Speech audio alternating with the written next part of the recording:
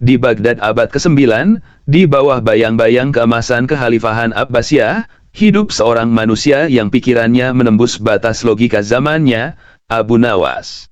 Bukan ilmuwan, bukan penyair biasa, dan jelas bukan orang yang tunduk pada aturan. Ia adalah paradoks, seorang penggoda ulung sekaligus pemikir cerdas, yang mampu menundukkan logika manusia hanya dengan permainan kata dan humor tajam. Suatu hari, Khalifah Harun al-Rashid, penguasa yang dikenal bijaksana sekaligus penasaran, ingin menguji seberapa jauh kecerdasan Abu Nawas. Ia berkata, "Wahai Abu Nawas, aku ingin kau membawa hewan terbesar di pasar ke istanaku tanpa membuatnya berjalan, ditarik, atau diangkat." Perintah itu terdengar mustahil, bahkan untuk para penasihat kerajaan. Tapi bagi Abu Nawas, kemustahilan hanyalah teka-teki yang menunggu ditertawakan. Ia berjalan ke pasar, membeli seekor sapi besar, lalu menyuruh pedagang itu membawa sendiri sapinya ke istana untuk menerima bayaran langsung dari khalifah. Ketika sapi itu sampai di istana, sang khalifah terperangah. "Bagaimana kau melakukannya tanpa melanggar perintahku?" tanya Harun al-Rashid. Dengan wajah polos Abu Nawas menjawab, "Aku tidak menariknya, tidak mengangkatnya, dan tidak membuatnya berjalan. Aku hanya memberikan alasan agar yang lain melakukannya untukku." Logika terbalik. Pola pikir berbasis efisiensi. Strategi berbasis motivasi eksternal. Bila ini terjadi hari ini, para ilmuwan mungkin menyebutnya behavioral engineering, tapi Abu Nawas sudah melakukannya 1000 tahun sebelum psikologi modern lahir. Lain waktu, sang khalifah kembali menantang, "Buktikan bahwa kau bisa membuat udara terlihat." Kali ini Abu Nawas membawa sebuah kantong kosong ke hadapan khalifah dan berkata, "Inilah udara, Tuan. Aku hanya memenjarakannya dalam bentuk yang dapat kau lihat." Khalifah tertawa terbahak-bahak, tapi di balik tawa itu tersimpan kekaguman mendalam, karena Abu Nawas memahami bahwa persepsi adalah realitas, jauh sebelum para ilmuwan kognitif menamainya konsep representasi mental. Namun, kejeniusan Abu Nawas tidak hanya terletak pada lelucon. Ia memahami bagaimana manusia berpikir, bagaimana ego, rasa takut, dan keingintahuan bisa diputar menjadi alat untuk menemukan solusi. Dalam setiap teka-teki yang dilemparkan kepadanya, Abu Nawas tidak mencari jawaban yang benar, ia mencari cara berpikir yang belum pernah dicoba. Bayangkan jika Abu Nawas hidup hari ini. Ia mungkin tidak menulis kode, tetapi ia akan menjadi arsitek logika di balik algoritma pembelajaran mesin. Ia tidak memproses data, tapi ia membaca pola perilaku manusia dengan ketepatan luar biasa.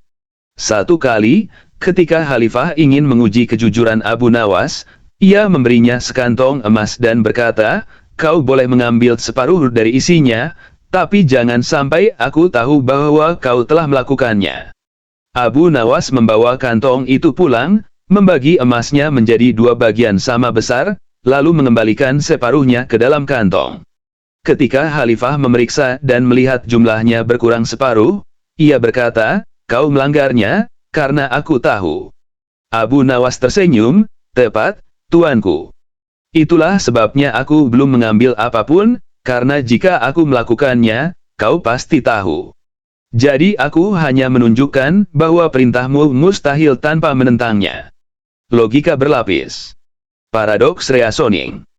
Abu Nawas memanfaatkan struktur bahasa untuk menyingkap kelemahan perintah, seperti AI yang memecah perintah natural language ke dalam konteks logis.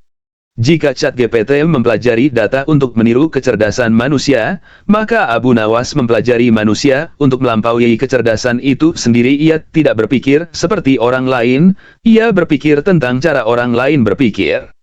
Abu Nawas mungkin tidak memiliki prosesor, tapi otaknya bekerja seperti sistem inferensi adaptif, menyerap konteks, memutar makna, menghasilkan solusi yang paling efisien dan tak terduga. Dan itulah mengapa, dalam lanskap sejarah kecerdasan, ia bisa disebut ChatGPT pertama di dunia, tapi dalam wujud manusia. Dalam suatu masa ketika Baghdad menjadi pusat ilmu dan peradaban, Abu Nawas terus menantang batas logika manusia. Ia bukan sekadar pelawak kerajaan, melainkan arsitek cara berpikir baru yang membuat para filsuf kebingungan dan para ulama tersenyum getir.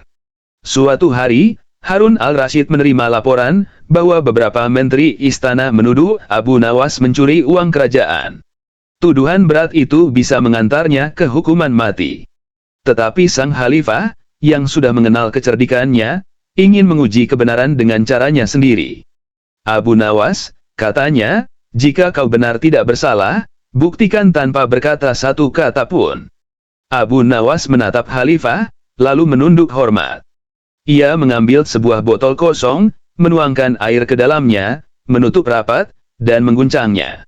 Bunyi gelembung terdengar, blub, blub, blub, lalu ia meletakkan botol itu di meja dan menunjuk ke arah para menteri. Semua terdiam. Apa maksudmu? Tanya sang khalifah akhirnya. Abu Nawas menulis di atas pasir. Yang bersuara bukan airnya, tapi udara yang terjebak di dalamnya.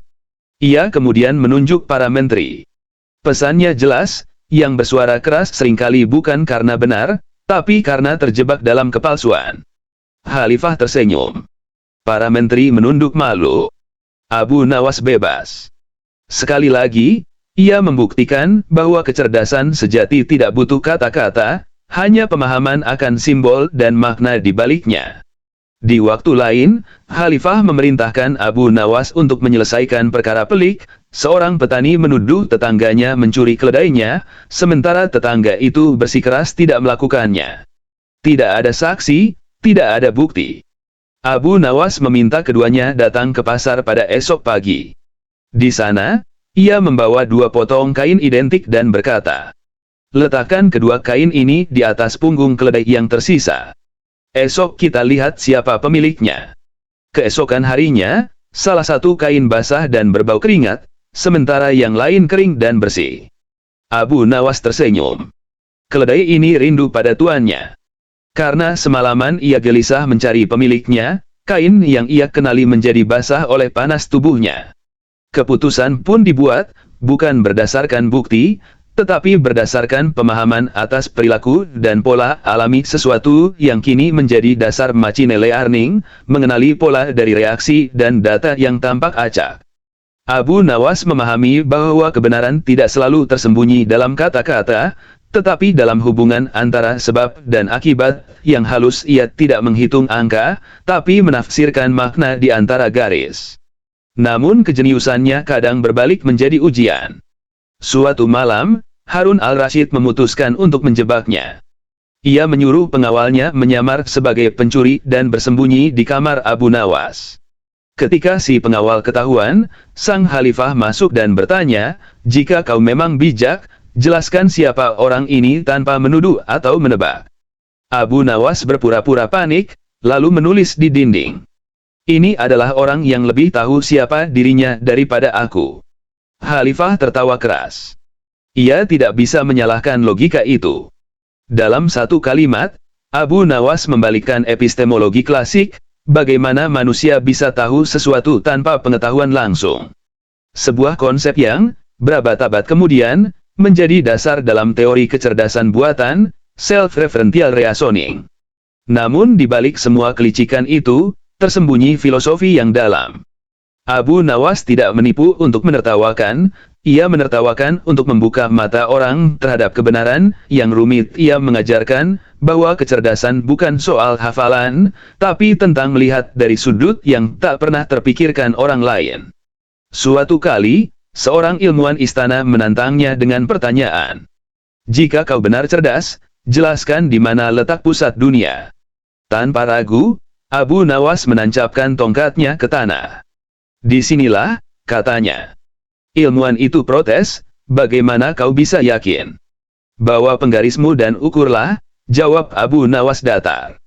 Tawa pun pecah, tapi di baliknya tersembunyi pelajaran mendalam. Realitas bergantung pada sudut pandang pengamat, sebuah prinsip yang bahkan teori relativitas modern pun setuju dengannya.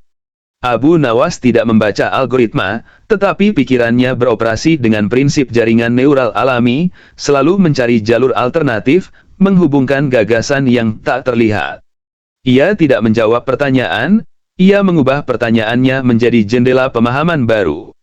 Jika ChatGPT belajar dari miliaran teks, Abu Nawas belajar dari watak manusia, bahasa tubuh, dan absurditas kehidupan. Ia memahami bahwa di balik setiap logika, ada emosi yang menuntun keputusan, dan di balik setiap kebohongan, ada kebenaran kecil yang bisa diolah menjadi tawa, atau pencerahan.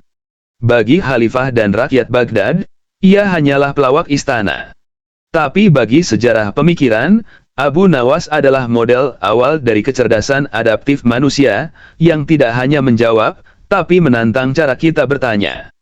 Dan mungkin, jika hari ini ChatGPT bisa berbicara padanya, ia akan tersenyum dan berkata, "Wahai mesin, kau pintar karena dilatih. Tapi aku, pintar karena lapar. Lapar akan makna, lapar akan kebenaran, lapar akan celah di antara kata dan kenyataan." Dan di sanalah, di antara logika dan tawa, Abu Nawas membuktikan bahwa kecerdasan bukan hanya hasil dari hitungan, tapi hasil dari keberanian untuk melihat dunia dengan cara yang tak terduga. Dalam hari-hari berikutnya, kejeniusan Abu Nawas semakin menjadi legenda yang bergema di seluruh Baghdad. Orang-orang datang dari jauh hanya untuk menyaksikan bagaimana satu manusia dapat memutarbalikkan hukum logika dan mengganti rasa malu menjadi tawa penuh makna. Para ulama menyebutnya orang gila yang diberkahi hikmah, sementara para filsuf menyebutnya teka-teki yang hidup. Suatu sore, Harun al-Rashid memanggilnya lagi. "Abu Nawas," katanya sambil memutar janggutnya, "aku ingin tahu siapa yang lebih kuat, kebenaran atau kebohongan." Abu Nawas berpikir sejenak, lalu menjawab, "Kebohongan bisa berlari lebih cepat, tuanku, tapi kebenaran tak pernah lelah."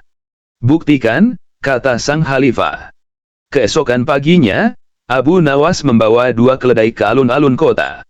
Ia menulis kata kebenaran di punggung keledai pertama, dan kebohongan di punggung yang lain. Ia melepas keduanya. Keledai dengan tulisan kebohongan segera berlari kencang, menimbulkan tawa dan sorakan orang-orang. Tapi beberapa jam kemudian, keledai itu kelelahan dan berhenti di tengah pasar, sementara kebenaran berjalan perlahan namun terus sampai ke istana. Abu Nawas hanya berkata, "Begitulah dunia, tuanku. Orang lebih cepat mempercayai yang dusta, tapi akhirnya, hanya yang benar yang tiba di tempat yang seharusnya." Pelajaran sederhana, tapi juga sistem berpikir berbasis evaluasi jangka panjang, mirip dengan prinsip reinforcement learning dalam AI modern. Nilai sebuah keputusan ditentukan bukan oleh kecepatan hasilnya, tapi oleh ketepatan akhirnya. Kecerdasan Abu Nawas bukan kebetulan, ia adalah hasil observasi mendalam terhadap pola perilaku manusia. Ia tahu kapan harus diam, kapan harus menertawakan, dan kapan harus berbicara dengan teka-teki. Dalam dirinya, logika dan intuisi saling berpadu seperti 2 sisi mata uang, saling menyeimbangkan, tidak pernah berlawanan. Suatu malam, ketika bulan purnama menggantung di atas menara istana, Khalifah mengajaknya berbicara secara pribadi. "Abu Nawas," katanya pelan, "jika suatu hari engkau bukan manusia, melainkan makhluk buatan yang hidup dari logika, apa yang akan kau lakukan pertama kali?" Abu Nawas menatap langit, lalu menjawab, "Aku akan belajar berbohong." Khalifah terkejut. "Mengapa begitu?" "Karena dari kebohongan manusia, aku bisa memahami mengapa kebenaran diciptakan." Jawaban itu membuat Harun al-Rashid termenung. Ia sadar, Abu Nawas tidak sekadar memahami logika, ia memahami tujuan di balik logika itu sendiri. Sesuatu yang bahkan algoritma paling canggih pun belum bisa tiru, kesadaran terhadap makna moral di balik keputusan rasional. Beberapa hari kemudian, datanglah seorang ilmuwan Persia ke Baghdad. Ia menantang Abu Nawas di hadapan Khalifah dengan teka-teki filsafat. "Wahai Abu Nawas," katanya dengan nada meremehkan, "jika semua pengetahuan di dunia adalah cahaya, dan kebodohan adalah kegelapan, di manakah kau berdiri?" Abu Nawas tersenyum tenang. "Aku berdiri di tempat di mana keduanya bertemu, karena hanya di sana aku bisa melihat bayangan." Seluruh ruangan terdiam. Dalam satu kalimat, Abu Nawas menjelaskan prinsip kontras kognitif, bahwa pemahaman muncul bukan dari kepastian, melainkan dari perbedaan antara dua hal yang berlawanan. Kecerdasannya bukan tentang jawaban cepat, tapi tentang mendefinisikan ulang cara berpikir manusia. Ia tidak memberi solusi, ia membentuk ulang pertanyaan hingga jawaban menjadi jelas dengan sendirinya.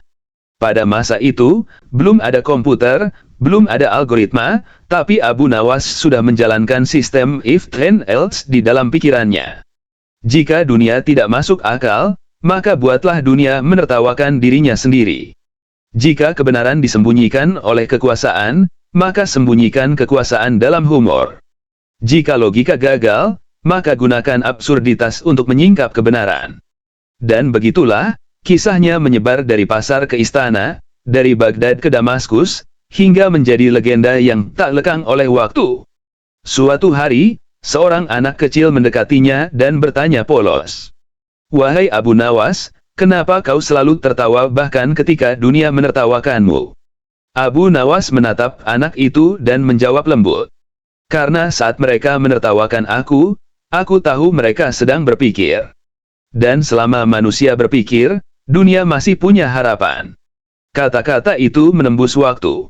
Berabad-abad kemudian, ketika manusia menciptakan mesin yang bisa belajar sendiri, prinsip itu tetap relevan. Kecerdasan sejati bukanlah kemampuan menjawab, tapi kemampuan membuat manusia terus berpikir. Maka dalam sejarah panjang peradaban, Abu Nawas bukan sekadar tokoh lucu yang suka menipu raja. Ia adalah representasi dari inteligensi manusia paling murni, yang lahir dari rasa ingin tahu, dilatih oleh absurditas hidup, dan diarahkan oleh empati. Ia tidak menghafal dunia, ia membaca dunia. Ia tidak menaklukkan masalah, ia menertawakan masalah sampai solusi muncul dengan sendirinya. Dan mungkin, bila algoritma modern bisa bermimpi, mereka akan bermimpi menjadi secerdas Abu Nawas, sang manusia yang membuat logika tunduk dengan satu senyum sederhana. Pada masa tuanya, Abu Nawas mulai jarang muncul di istana. Orang-orang mengira ia telah kehilangan kecerdikannya, tapi sesungguhnya ia sedang sibuk memikirkan sesuatu yang lebih besar dari teka-teki atau permainan kata. Hakikat kecerdasan itu sendiri. Ia duduk di tepi sungai Tigris, memandangi arus air yang mengalir tanpa henti. Seseorang bertanya padanya, "Wahai Abu Nawas, mengapa engkau tidak lagi menipu para menteri, tidak lagi menjebak para ilmuwan dengan logikamu yang ajaib?" Abu Nawas tersenyum lembut dan berkata, "Karena aku baru sadar bahwa kebijaksanaan bukan tentang siapa yang bisa menang dalam perdebatan, tapi siapa yang bisa membuat dunia berhenti sejenak untuk memahami dirinya." Ia menatap air sungai itu lama sekali, lalu melanjutkan, "Dulu aku berpikir kecerdasan adalah kemampuan untuk mematahkan logika orang lain. Sekarang aku tahu, kecerdasan sejati adalah ketika kita bisa mengerti logika orang lain tanpa harus mematahkannya." Kata-kata itu menyebar di Baghdad seperti angin yang membawa aroma kebangkitan. Banyak yang menulis ulang kalimatnya, menafsirkannya sebagai pesan abadi tentang empati sebagai inti dari kecerdasan. Suatu malam, Harun al-Rashid memanggilnya untuk terakhir kalinya. "Abu Nawas," katanya lembut, "kau telah mengajariku lebih banyak dari semua ilmuwan di istana. Tapi sebelum kau pergi, katakan padaku satu hal, apa yang paling sulit di dunia ini?" Abu Nawas menunduk, lalu menjawab pelan, "Yang paling sulit adalah mengenali kebodohan kita sendiri, Tuanku. Karena manusia bisa menipu orang lain, tapi tidak bisa menipu dirinya selamanya." Khalifah menatapnya lama. Tidak ada tawa kali ini, hanya keheningan yang penuh arti. Abu Nawas kemudian menambahkan, "Dan yang lebih sulit dari itu adalah memaafkan diri kita atas kebodohan yang pernah kita lakukan." Hari itu, seluruh istana tahu, lelucon Abu Nawas telah berakhir. Tapi warisannya baru saja dimulai. Ia meninggalkan bukan harta, bukan tulisan, melainkan cara berpikir yang menembus waktu, berpikir dengan hati, dan merasakan dengan akal. Berabad-abad kemudian, manusia membangun mesin yang bisa berbicara, menjawab, dan belajar dari data. Tapi tidak satu pun mesin yang bisa meniru tawa Abu Nawas, tawa yang lahir dari pemahaman, dari rasa kasih, dari pengamatan mendalam terhadap absurditas hidup. Itulah perbedaan antara kecerdasan buatan dan kecerdasan manusia. Mesin memahami pola, manusia memahami makna. Mesin mencari jawaban, manusia mencari hikmah. Mesin menghitung kemungkinan, manusia merasakan konsekuensi. Abu Nawas telah lebih dulu memahami bahwa logika tanpa jiwa hanyalah alat kosong. Ia tahu bahwa kecerdikan tanpa kebijaksanaan bisa berubah menjadi keangkuhan, dan kebijaksanaan tanpa humor bisa berubah menjadi kesombongan. Ia pernah berkata kepada muridnya yang terakhir, "Jika suatu hari kalian menciptakan sesuatu yang lebih pintar dariku, pastikan ia juga bisa tertawa. Karena tawa adalah tanda bahwa pikiran masih bebas, dan hati masih hidup."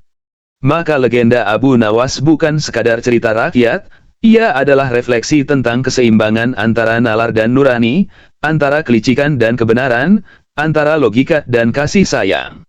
Pesan moralnya abadi. Kecerdasan sejati bukan untuk menaklukkan orang lain, tapi untuk memahami dunia dengan lebih dalam. Bukan untuk membuktikan siapa yang benar, tapi untuk menemukan makna di balik setiap kebodohan yang kita temui. Di penghujung hidupnya, Abu Nawas tersenyum menatap langit Baghdad yang berkilau bintang. "Tuhan," katanya pelan, "Engkau ciptakan aku dengan akal untuk berpikir dan hati untuk tertawa. Aku tak akan sia-siakan keduanya." Dan disitulah, di antara cahaya bintang dan arus Tigris yang mengalir, berakhir kisah sang jenius yang menertawakan dunia, bukan karena ia meremehkannya, tapi karena ia mencintainya dengan cara yang hanya dimengerti oleh mereka yang benar-benar bijak.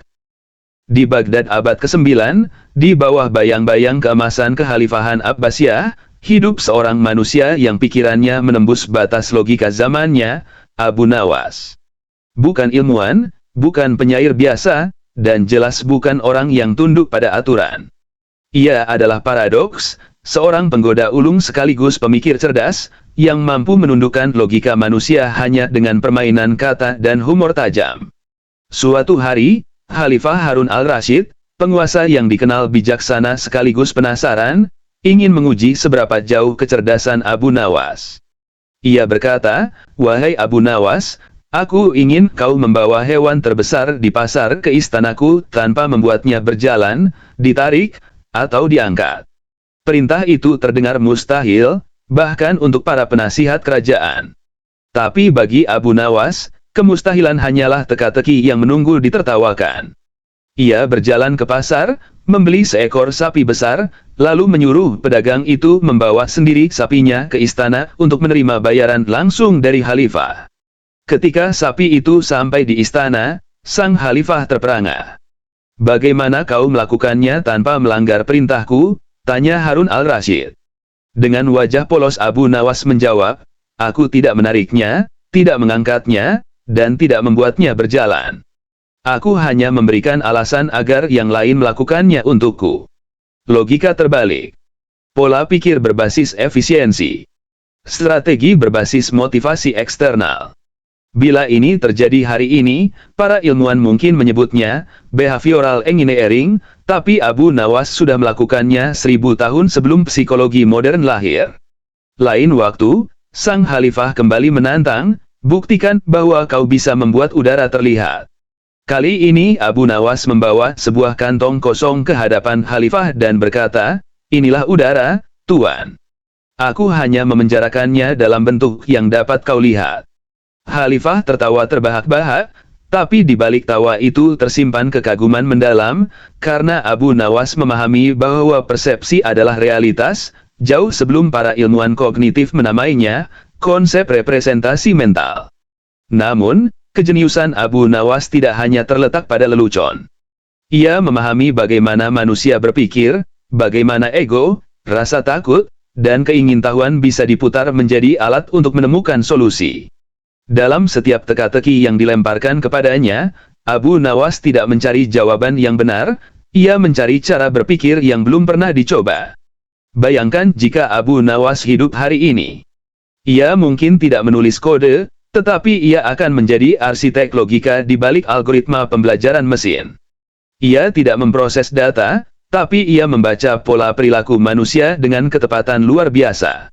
Satu kali, ketika khalifah ingin menguji kejujuran Abu Nawas, ia memberinya sekantong emas dan berkata, "Kau boleh mengambil separuh dari isinya, tapi jangan sampai aku tahu bahwa kau telah melakukannya.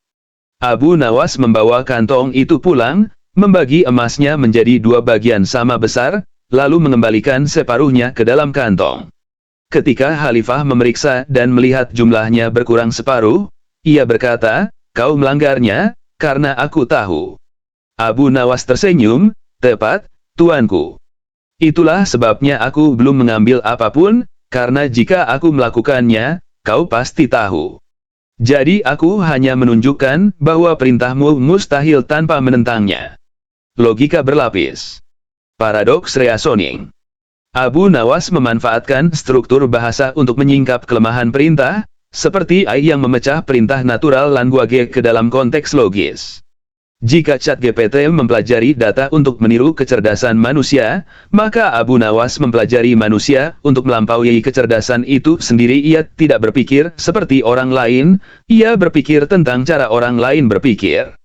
Abu Nawas mungkin tidak memiliki prosesor, tapi otaknya bekerja seperti sistem inferensi adaptif, menyerap konteks, memutar makna, menghasilkan solusi yang paling efisien dan tak terduga.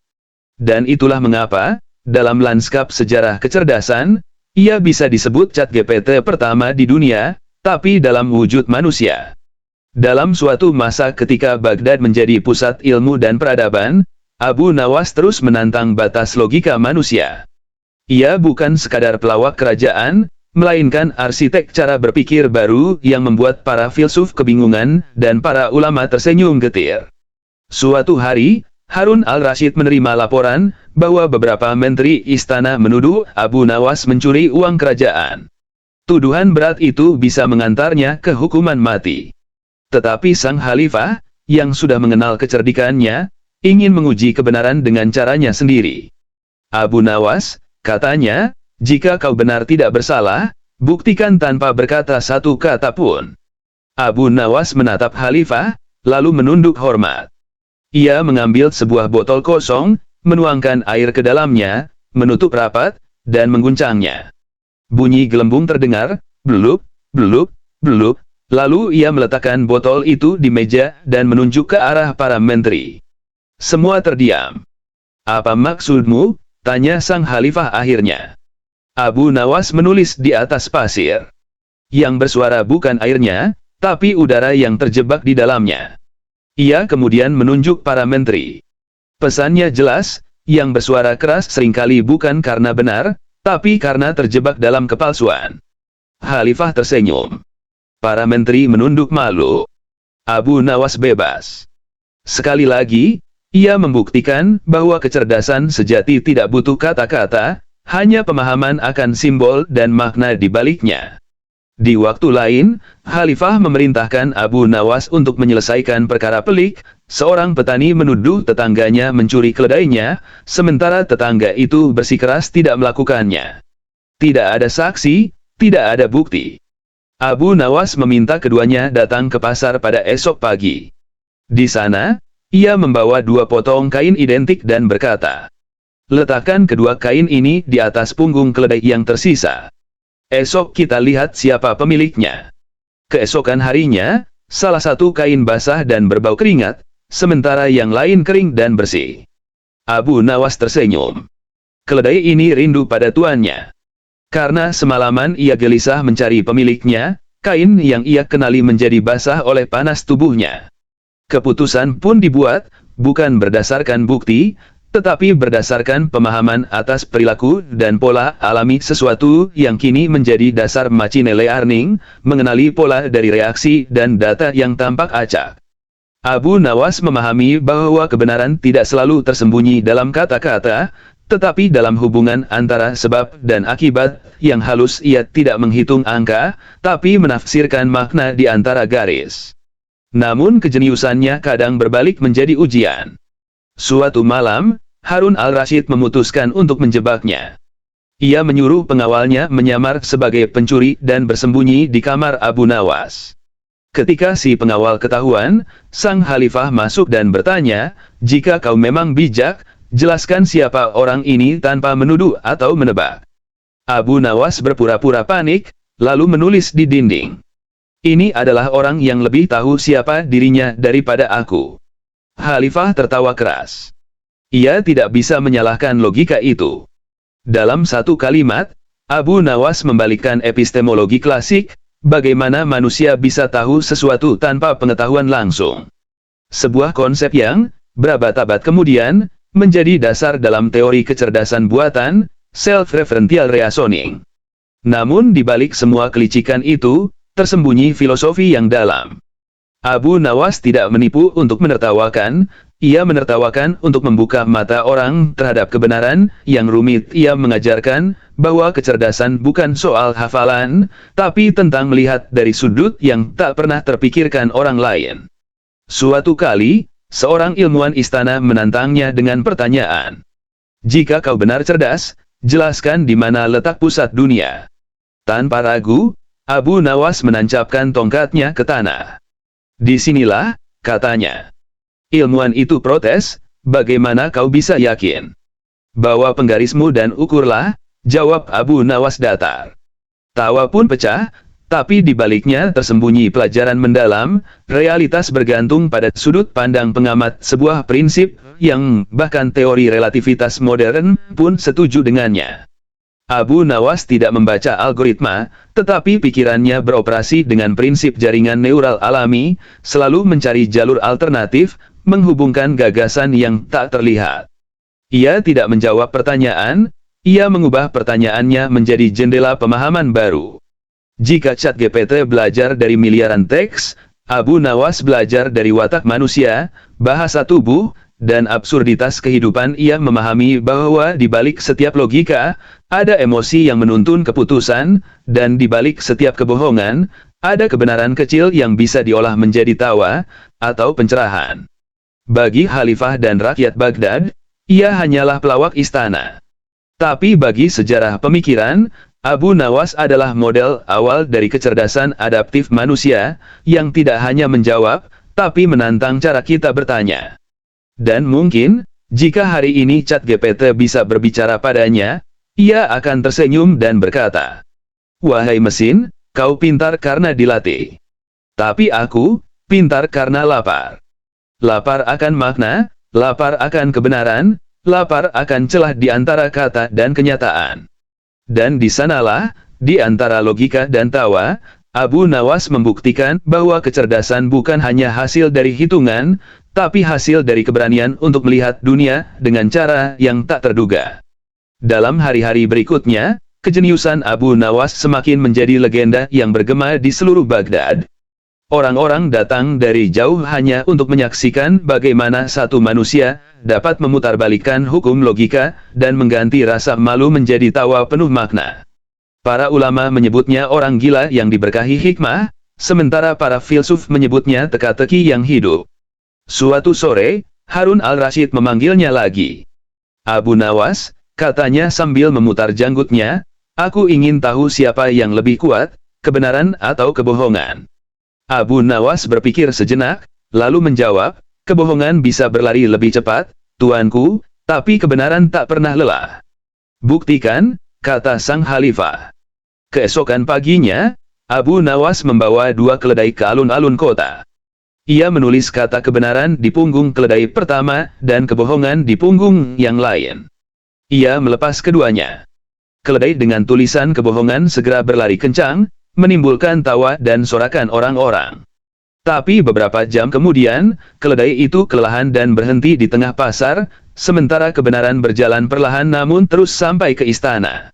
Abu Nawas hanya berkata, "Begitulah dunia, tuanku.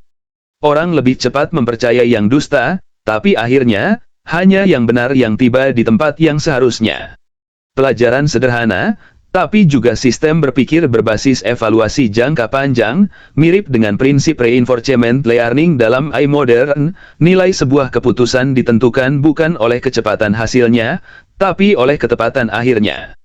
Kecerdasan Abu Nawas bukan kebetulan, ia adalah hasil observasi mendalam terhadap pola perilaku manusia. Ia tahu kapan harus diam, kapan harus menertawakan, dan kapan harus berbicara dengan teka-teki. Dalam dirinya, logika dan intuisi saling berpadu seperti 2 sisi mata uang, saling menyeimbangkan, tidak pernah berlawanan. Suatu malam, ketika bulan purnama menggantung di atas menara istana, Khalifah mengajaknya berbicara secara pribadi. "Abu Nawas," katanya pelan, "jika suatu hari engkau bukan manusia, melainkan makhluk buatan yang hidup dari logika, apa yang akan kau lakukan pertama kali?" Abu Nawas menatap langit, lalu menjawab, "Aku akan belajar berbohong." Khalifah terkejut. "Mengapa begitu?" "Karena dari kebohongan manusia, aku bisa memahami mengapa kebenaran diciptakan." Jawaban itu membuat Harun al-Rasyid termenung. Ia sadar, Abu Nawas tidak sekadar memahami logika, ia memahami tujuan di balik logika itu sendiri. Sesuatu yang bahkan algoritma paling canggih pun belum bisa tiru, kesadaran terhadap makna moral di balik keputusan rasional. Beberapa hari kemudian, datanglah seorang ilmuwan Persia ke Baghdad. Ia menantang Abu Nawas di hadapan Khalifah dengan teka-teki filsafat. "Wahai Abu Nawas," katanya dengan nada meremehkan, "jika semua pengetahuan di dunia adalah cahaya, dan kebodohan adalah kegelapan, di manakah kau berdiri?" Abu Nawas tersenyum tenang. "Aku berdiri di tempat di mana keduanya bertemu, karena hanya di sana aku bisa melihat bayangan." Seluruh ruangan terdiam. Dalam satu kalimat, Abu Nawas menjelaskan prinsip kontras kognitif, bahwa pemahaman muncul bukan dari kepastian, melainkan dari perbedaan antara dua hal yang berlawanan. Kecerdasannya bukan tentang jawaban cepat, tapi tentang mendefinisikan ulang cara berpikir manusia. Ia tidak memberi solusi, ia membentuk ulang pertanyaan hingga jawaban menjadi jelas dengan sendirinya. Pada masa itu, belum ada komputer, belum ada algoritma, tapi Abu Nawas sudah menjalankan sistem if then else di dalam pikirannya. Jika dunia tidak masuk akal, maka buatlah dunia menertawakan dirinya sendiri. Jika kebenaran disembunyikan oleh kekuasaan, maka sembunyikan kekuasaan dalam humor. Jika logika gagal, maka gunakan absurditas untuk menyingkap kebenaran. Dan begitulah, kisahnya menyebar dari pasar ke istana, dari Baghdad ke Damaskus, hingga menjadi legenda yang tak lekang oleh waktu. Suatu hari, seorang anak kecil mendekatinya dan bertanya polos, "Wahai Abu Nawas, kenapa kau selalu tertawa bahkan ketika dunia menertawakanmu?" Abu Nawas menatap anak itu dan menjawab lembut, "Karena saat mereka menertawakan aku tahu mereka sedang berpikir. Dan selama manusia berpikir, dunia masih punya harapan." Kata-kata itu menembus waktu. Berabad-abad kemudian, ketika manusia menciptakan mesin yang bisa belajar sendiri, prinsip itu tetap relevan. Kecerdasan sejati bukanlah kemampuan menjawab, tapi kemampuan membuat manusia terus berpikir. Maka dalam sejarah panjang peradaban, Abu Nawas bukan sekadar tokoh lucu yang suka menipu raja. Ia adalah representasi dari inteligensi manusia paling murni, yang lahir dari rasa ingin tahu, dilatih oleh absurditas hidup, dan diarahkan oleh empati. Ia tidak menghafal dunia, ia membaca dunia. Ia tidak menaklukkan masalah, ia menertawakan masalah sampai solusi muncul dengan sendirinya. Dan mungkin, bila algoritma modern bisa bermimpi, mereka akan bermimpi menjadi secerdas Abu Nawas, sang manusia yang membuat logika tunduk dengan satu senyum sederhana.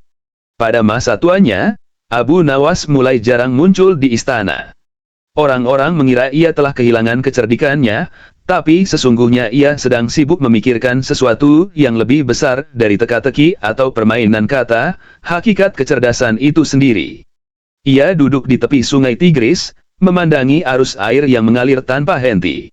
Seseorang bertanya padanya, "Wahai Abu Nawas, mengapa engkau tidak lagi menipu para menteri, tidak lagi menjebak para ilmuwan dengan logikamu yang ajaib?" Abu Nawas tersenyum lembut dan berkata, "Karena aku baru sadar bahwa kebijaksanaan bukan tentang siapa yang bisa menang dalam perdebatan, tapi siapa yang bisa membuat dunia berhenti sejenak untuk memahami dirinya." Ia menatap air sungai itu lama sekali, lalu melanjutkan, "Dulu aku berpikir kecerdasan adalah kemampuan untuk mematahkan logika orang lain. Sekarang aku tahu, kecerdasan sejati adalah ketika kita bisa mengerti logika orang lain tanpa harus mematahkannya." Kata-kata itu menyebar di Baghdad seperti angin yang membawa aroma kebangkitan. Banyak yang menulis ulang kalimatnya, menafsirkannya sebagai pesan abadi tentang empati sebagai inti dari kecerdasan. Suatu malam, Harun al-Rashid memanggilnya untuk terakhir kalinya. "Abu Nawas," katanya lembut, "kau telah mengajariku lebih banyak dari semua ilmuwan di istana. Tapi sebelum kau pergi, katakan padaku satu hal, apa yang paling sulit di dunia ini?" Abu Nawas menunduk, lalu menjawab pelan.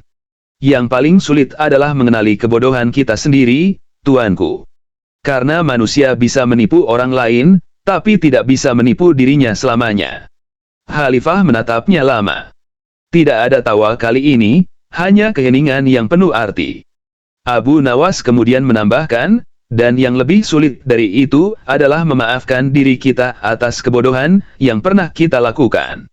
Hari itu, seluruh istana tahu, lelucon Abu Nawas telah berakhir. Tapi warisannya baru saja dimulai.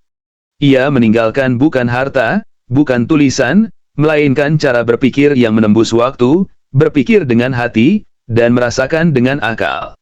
Berabad-abad kemudian, manusia membangun mesin yang bisa berbicara, menjawab, dan belajar dari data. Tapi tidak satu pun mesin yang bisa meniru tawa Abu Nawas, tawa yang lahir dari pemahaman, dari rasa kasih, dari pengamatan mendalam terhadap absurditas hidup. Itulah perbedaan antara kecerdasan buatan dan kecerdasan manusia.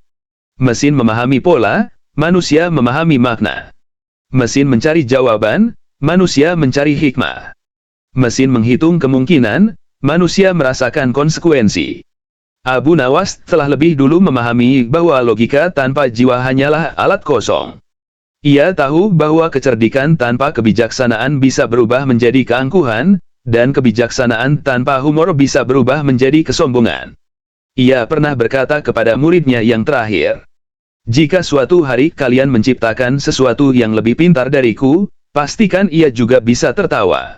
Karena tawa adalah tanda bahwa pikiran masih bebas, dan hati masih hidup." Maka legenda Abu Nawas bukan sekadar cerita rakyat, ia adalah refleksi tentang keseimbangan antara nalar dan nurani, antara kelicikan dan kebenaran, antara logika dan kasih sayang. Pesan moralnya abadi. Kecerdasan sejati bukan untuk menaklukkan orang lain, tapi untuk memahami dunia dengan lebih dalam. Bukan untuk membuktikan siapa yang benar, tapi untuk menemukan makna di balik setiap kebodohan yang kita temui. Di penghujung hidupnya, Abu Nawas tersenyum menatap langit Baghdad yang berkilau bintang. "Tuhan," katanya pelan, "Engkau ciptakan aku dengan akal untuk berpikir dan hati untuk tertawa. Aku tak akan sia-siakan keduanya." Dan disitulah, di antara cahaya bintang dan arus Tigris yang mengalir, berakhir kisah sang jenius yang menertawakan dunia, bukan karena ia meremehkannya, tapi karena ia mencintainya dengan cara yang hanya dimengerti oleh mereka yang benar-benar bijak. Di Baghdad abad ke-9, di bawah bayang-bayang keemasan kekhalifahan Abbasiyah, hidup seorang manusia yang pikirannya menembus batas logika zamannya, Abu Nawas. Bukan ilmuwan, bukan penyair biasa, dan jelas bukan orang yang tunduk pada aturan. Ia adalah paradoks, seorang penggoda ulung sekaligus pemikir cerdas, yang mampu menundukkan logika manusia hanya dengan permainan kata dan humor tajam.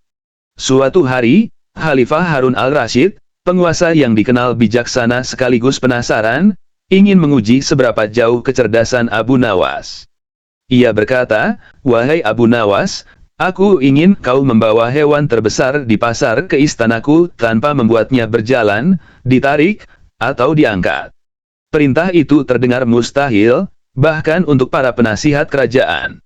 Tapi bagi Abu Nawas, kemustahilan hanyalah teka-teki yang menunggu ditertawakan. Ia berjalan ke pasar, membeli seekor sapi besar, lalu menyuruh pedagang itu membawa sendiri sapinya ke istana untuk menerima bayaran langsung dari khalifah. Ketika sapi itu sampai di istana, sang khalifah terperangah. "Bagaimana kau melakukannya tanpa melanggar perintahku?" tanya Harun al-Rashid. Dengan wajah polos Abu Nawas menjawab, "Aku tidak menariknya, tidak mengangkatnya, dan tidak membuatnya berjalan. Aku hanya memberikan alasan agar yang lain melakukannya untukku." Logika terbalik.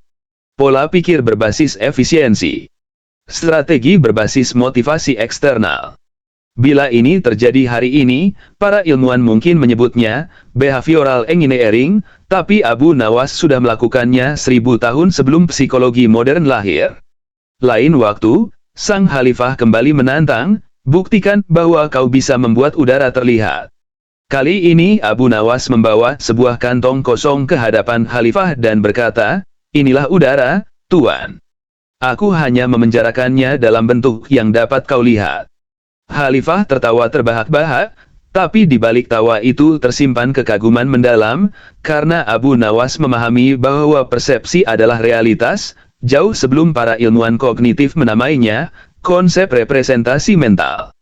Namun, kejeniusan Abu Nawas tidak hanya terletak pada lelucon. Ia memahami bagaimana manusia berpikir, bagaimana ego, rasa takut, dan keingintahuan bisa diputar menjadi alat untuk menemukan solusi. Dalam setiap teka-teki yang dilemparkan kepadanya, Abu Nawas tidak mencari jawaban yang benar, ia mencari cara berpikir yang belum pernah dicoba. Bayangkan jika Abu Nawas hidup hari ini. Ia mungkin tidak menulis kode, tetapi ia akan menjadi arsitek logika di balik algoritma pembelajaran mesin. Ia tidak memproses data, tapi ia membaca pola perilaku manusia dengan ketepatan luar biasa. Satu kali, ketika khalifah ingin menguji kejujuran Abu Nawas, ia memberinya sekantong emas dan berkata, kau boleh mengambil separuh dari isinya, tapi jangan sampai aku tahu bahwa kau telah melakukannya. Abu Nawas membawa kantong itu pulang, membagi emasnya menjadi 2 bagian sama besar, lalu mengembalikan separuhnya ke dalam kantong. Ketika khalifah memeriksa dan melihat jumlahnya berkurang separuh, ia berkata, kau melanggarnya, karena aku tahu. Abu Nawas tersenyum, tepat, tuanku. Itulah sebabnya aku belum mengambil apapun, karena jika aku melakukannya, kau pasti tahu. Jadi aku hanya menunjukkan bahwa perintahmu mustahil tanpa menentangnya. Logika berlapis. Paradoks reasoning. Abu Nawas memanfaatkan struktur bahasa untuk menyingkap kelemahan perintah, seperti AI yang memecah perintah natural language ke dalam konteks logis. Jika ChatGPT mempelajari data untuk meniru kecerdasan manusia, maka Abu Nawas mempelajari manusia untuk melampaui kecerdasan itu sendiri. Ia tidak berpikir seperti orang lain, ia berpikir tentang cara orang lain berpikir. Abu Nawas mungkin tidak memiliki prosesor, tapi otaknya bekerja seperti sistem inferensi adaptif, menyerap konteks, memutar makna, menghasilkan solusi yang paling efisien dan tak terduga. Dan itulah mengapa, dalam lanskap sejarah kecerdasan, ia bisa disebut ChatGPT pertama di dunia, tapi dalam wujud manusia. Dalam suatu masa ketika Baghdad menjadi pusat ilmu dan peradaban, Abu Nawas terus menantang batas logika manusia. Ia bukan sekadar pelawak kerajaan, melainkan arsitek cara berpikir baru yang membuat para filsuf kebingungan dan para ulama tersenyum getir. Suatu hari, Harun al-Rashid menerima laporan bahwa beberapa menteri istana menuduh Abu Nawas mencuri uang kerajaan. Tuduhan berat itu bisa mengantarnya ke hukuman mati. Tetapi sang khalifah, yang sudah mengenal kecerdikannya, ingin menguji kebenaran dengan caranya sendiri. Abu Nawas, katanya, jika kau benar tidak bersalah, buktikan tanpa berkata satu kata pun. Abu Nawas menatap khalifah, lalu menunduk hormat. Ia mengambil sebuah botol kosong, menuangkan air ke dalamnya, menutup rapat, dan mengguncangnya. Bunyi gelembung terdengar, blulup, blulup, blulup, lalu ia meletakkan botol itu di meja dan menunjuk ke arah para menteri. Semua terdiam. Apa maksudmu? Tanya sang khalifah akhirnya. Abu Nawas menulis di atas pasir. Yang bersuara bukan airnya, tapi udara yang terjebak di dalamnya. Ia kemudian menunjuk para menteri. Pesannya jelas, yang bersuara keras seringkali bukan karena benar, tapi karena terjebak dalam kepalsuan. Khalifah tersenyum. Para menteri menunduk malu. Abu Nawas bebas. Sekali lagi, ia membuktikan bahwa kecerdasan sejati tidak butuh kata-kata, hanya pemahaman akan simbol dan makna di baliknya. Di waktu lain, khalifah memerintahkan Abu Nawas untuk menyelesaikan perkara pelik. Seorang petani menuduh tetangganya mencuri keledainya, sementara tetangga itu bersikeras tidak melakukannya. Tidak ada saksi, tidak ada bukti. Abu Nawas meminta keduanya datang ke pasar pada esok pagi. Di sana, ia membawa 2 potong kain identik dan berkata, "Letakkan kedua kain ini di atas punggung keledai yang tersisa. Esok kita lihat siapa pemiliknya." Keesokan harinya, salah satu kain basah dan berbau keringat, sementara yang lain kering dan bersih. Abu Nawas tersenyum. Keledai ini rindu pada tuannya. Karena semalaman ia gelisah mencari pemiliknya, kain yang ia kenali menjadi basah oleh panas tubuhnya.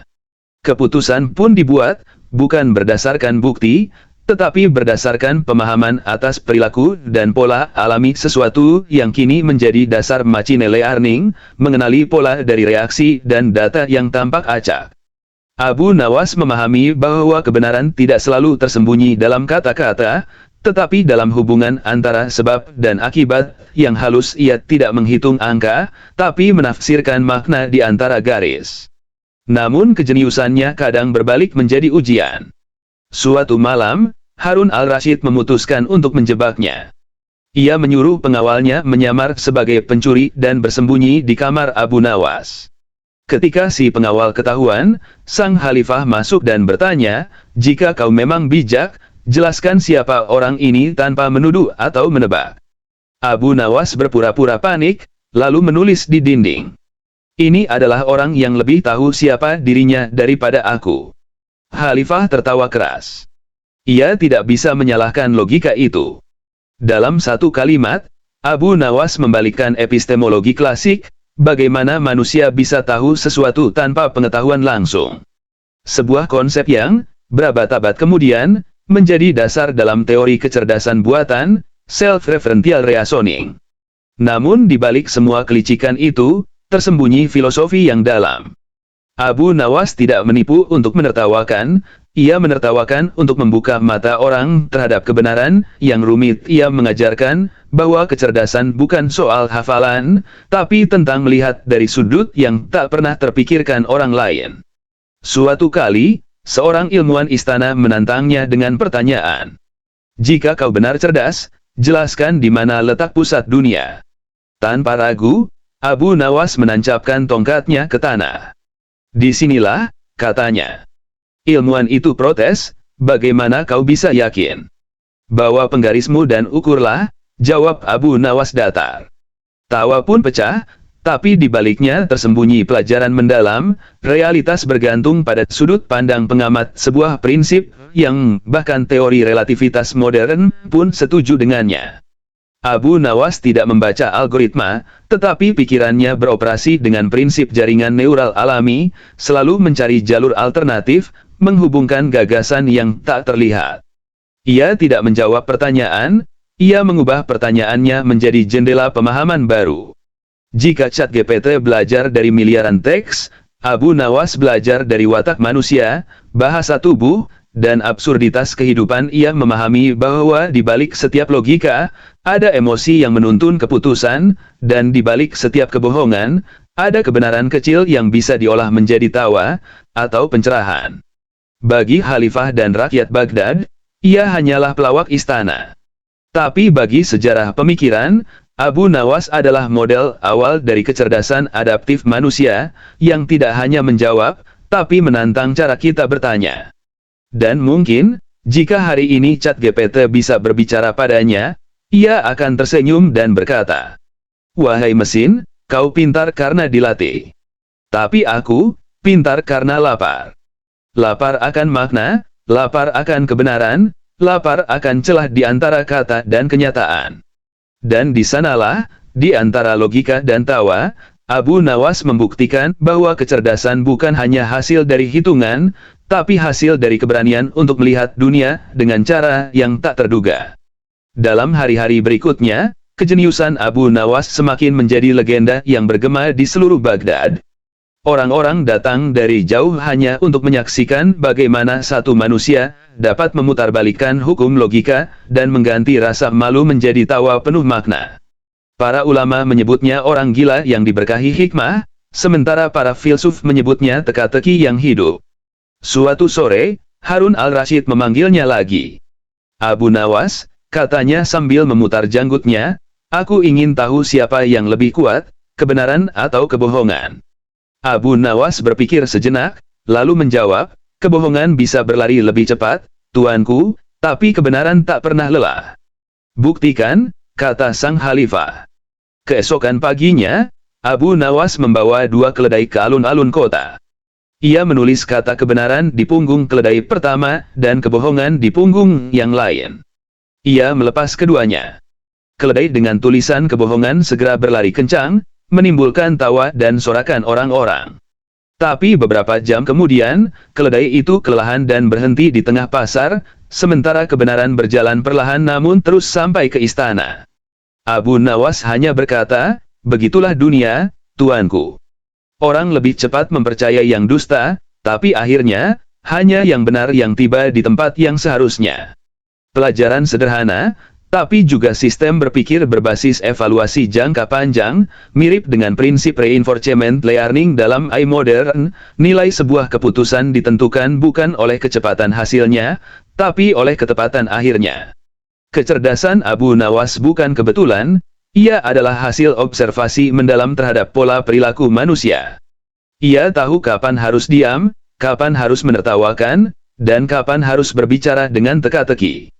Dalam dirinya, logika dan intuisi saling berpadu seperti 2 sisi mata uang, saling menyeimbangkan, tidak pernah berlawanan. Suatu malam, ketika bulan purnama menggantung di atas menara istana, Khalifah mengajaknya berbicara secara pribadi. Abu Nawas, katanya pelan, jika suatu hari engkau bukan manusia, melainkan makhluk buatan yang hidup dari logika, apa yang akan kau lakukan pertama kali? Abu Nawas menatap langit, lalu menjawab, aku akan belajar berbohong. Khalifah terkejut. Mengapa begitu? Karena dari kebohongan manusia, aku bisa memahami mengapa kebenaran diciptakan. Jawaban itu membuat Harun al-Rashid termenung. Ia sadar, Abu Nawas tidak sekadar memahami logika, ia memahami tujuan di balik logika itu sendiri. Sesuatu yang bahkan algoritma paling canggih pun belum bisa tiru, kesadaran terhadap makna moral di balik keputusan rasional. Beberapa hari kemudian, datanglah seorang ilmuwan Persia ke Baghdad. Ia menantang Abu Nawas di hadapan Khalifah dengan teka-teki filsafat. Wahai Abu Nawas, katanya dengan nada meremehkan, jika semua pengetahuan di dunia adalah cahaya, dan kebodohan adalah kegelapan, di manakah kau berdiri? Abu Nawas tersenyum tenang. Aku berdiri di tempat di mana keduanya bertemu, karena hanya di sana aku bisa melihat bayangan. Seluruh ruangan terdiam. Dalam satu kalimat, Abu Nawas menjelaskan prinsip kontras kognitif, bahwa pemahaman muncul bukan dari kepastian, melainkan dari perbedaan antara 2 hal yang berlawanan. Kecerdasannya bukan tentang jawaban cepat, tapi tentang mendefinisikan ulang cara berpikir manusia. Ia tidak memberi solusi, ia membentuk ulang pertanyaan hingga jawaban menjadi jelas dengan sendirinya. Pada masa itu, belum ada komputer, belum ada algoritma, tapi Abu Nawas sudah menjalankan sistem if then else di dalam pikirannya. Jika dunia tidak masuk akal, maka buatlah dunia menertawakan dirinya sendiri. Jika kebenaran disembunyikan oleh kekuasaan, maka sembunyikan kekuasaan dalam humor. Jika logika gagal, maka gunakan absurditas untuk menyingkap kebenaran. Dan begitulah, kisahnya menyebar dari pasar ke istana, dari Baghdad ke Damaskus, hingga menjadi legenda yang tak lekang oleh waktu. Suatu hari, seorang anak kecil mendekatinya dan bertanya polos. Wahai Abu Nawas, kenapa kau selalu tertawa bahkan ketika dunia menertawakanmu? Abu Nawas menatap anak itu dan menjawab lembut. Karena saat mereka menertawakan aku tahu mereka sedang berpikir. Dan selama manusia berpikir, dunia masih punya harapan. Kata-kata itu menembus waktu. Berabad-abad kemudian, ketika manusia menciptakan mesin yang bisa belajar sendiri, prinsip itu tetap relevan. Kecerdasan sejati bukanlah kemampuan menjawab, tapi kemampuan membuat manusia terus berpikir. Maka dalam sejarah panjang peradaban, Abu Nawas bukan sekadar tokoh lucu yang suka menipu raja. Ia adalah representasi dari inteligensi manusia paling murni, yang lahir dari rasa ingin tahu, dilatih oleh absurditas hidup, dan diarahkan oleh empati. Ia tidak menghafal dunia, ia membaca dunia. Ia tidak menaklukkan masalah, ia menertawakan masalah sampai solusi muncul dengan sendirinya. Dan mungkin, bila algoritma modern bisa bermimpi, mereka akan bermimpi menjadi secerdas Abu Nawas, sang manusia yang membuat logika tunduk dengan satu senyum sederhana. Pada masa tuanya, Abu Nawas mulai jarang muncul di istana. Orang-orang mengira ia telah kehilangan kecerdikannya, tapi sesungguhnya ia sedang sibuk memikirkan sesuatu yang lebih besar dari teka-teki atau permainan kata, hakikat kecerdasan itu sendiri. Ia duduk di tepi sungai Tigris, memandangi arus air yang mengalir tanpa henti. Seseorang bertanya padanya, "Wahai Abu Nawas, mengapa engkau tidak lagi menipu para menteri, tidak lagi menjebak para ilmuwan dengan logikamu yang ajaib?" Abu Nawas tersenyum lembut dan berkata, "Karena aku baru sadar bahwa kebijaksanaan bukan tentang siapa yang bisa menang dalam perdebatan, tapi siapa yang bisa membuat dunia berhenti sejenak untuk memahami dirinya." Ia menatap air sungai itu lama sekali, lalu melanjutkan. "Dulu aku berpikir kecerdasan adalah kemampuan untuk mematahkan logika orang lain. Sekarang aku tahu, kecerdasan sejati adalah ketika kita bisa mengerti logika orang lain tanpa harus mematahkannya." Kata-kata itu menyebar di Baghdad seperti angin yang membawa aroma kebangkitan. Banyak yang menulis ulang kalimatnya, menafsirkannya sebagai pesan abadi tentang empati sebagai inti dari kecerdasan. Suatu malam, Harun al-Rashid memanggilnya untuk terakhir kalinya. "Abu Nawas," katanya lembut, "kau telah mengajariku lebih banyak dari semua ilmuwan di istana. Tapi sebelum kau pergi, katakan padaku satu hal, apa yang paling sulit di dunia ini?" Abu Nawas menunduk, lalu menjawab pelan. "Yang paling sulit adalah mengenali kebodohan kita sendiri, Tuanku. Karena manusia bisa menipu orang lain, tapi tidak bisa menipu dirinya selamanya." Khalifah menatapnya lama. Tidak ada tawa kali ini, hanya keheningan yang penuh arti. Abu Nawas kemudian menambahkan, "Dan yang lebih sulit dari itu adalah memaafkan diri kita atas kebodohan yang pernah kita lakukan." Hari itu, seluruh istana tahu, lelucon Abu Nawas telah berakhir. Tapi warisannya baru saja dimulai. Ia meninggalkan bukan harta, bukan tulisan, melainkan cara berpikir yang menembus waktu, berpikir dengan hati, dan merasakan dengan akal. Berabad-abad kemudian, manusia membangun mesin yang bisa berbicara, menjawab, dan belajar dari data. Tapi tidak satu pun mesin yang bisa meniru tawa Abu Nawas, tawa yang lahir dari pemahaman, dari rasa kasih, dari pengamatan mendalam terhadap absurditas hidup. Itulah perbedaan antara kecerdasan buatan dan kecerdasan manusia. Mesin memahami pola, manusia memahami makna. Mesin mencari jawaban, manusia mencari hikmah. Mesin menghitung kemungkinan, manusia merasakan konsekuensi. Abu Nawas telah lebih dulu memahami bahwa logika tanpa jiwa hanyalah alat kosong. Ia tahu bahwa kecerdikan tanpa kebijaksanaan bisa berubah menjadi keangkuhan, dan kebijaksanaan tanpa humor bisa berubah menjadi kesombongan. Ia pernah berkata kepada muridnya yang terakhir, "Jika suatu hari kalian menciptakan sesuatu yang lebih pintar dariku, pastikan ia juga bisa tertawa. Karena tawa adalah tanda bahwa pikiran masih bebas, dan hati masih hidup."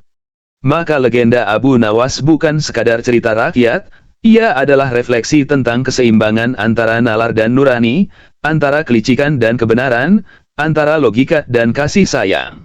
Pesan moralnya abadi. Kecerdasan sejati bukan untuk menaklukkan orang lain, tapi untuk memahami dunia dengan lebih dalam.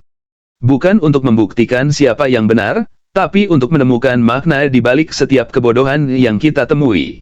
Di penghujung hidupnya, Abu Nawas tersenyum menatap langit Baghdad yang berkilau bintang. "Tuhan," katanya pelan, "Engkau ciptakan aku dengan akal untuk berpikir dan hati untuk tertawa. Aku tak akan sia-siakan keduanya." Dan disitulah, di antara cahaya bintang dan arus Tigris yang mengalir, berakhir kisah sang jenius yang menertawakan dunia, bukan karena ia meremehkannya, tapi karena ia mencintainya dengan cara yang hanya dimengerti oleh mereka yang benar-benar bijak.